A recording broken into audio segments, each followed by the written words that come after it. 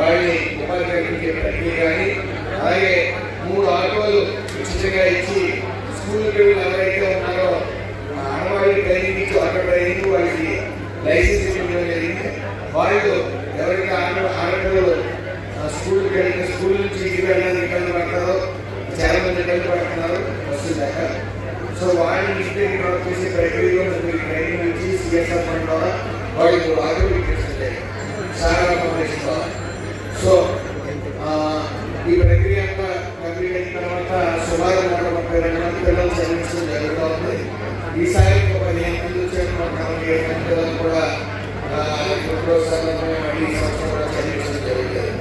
ఒకటే నారా చంద్రబాబు నాయుడు గారి ఆశయాలకు అనుగుణంగా పనిచేయాలి, ప్రజాసేవలో జీవితాంతకాలం బ్రతుకున్నంతకాలం నిమగ్నమై ఉండాలి.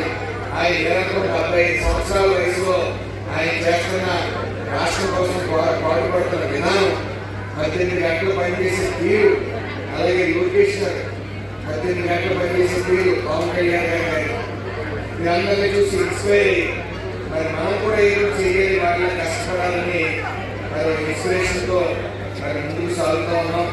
మరి ఈరోజు నాకు విశేష తెలియజేయడానికి నలుమూల నుంచి జిల్లా నలుమూల నుంచి వచ్చిన అందరికీ కూడా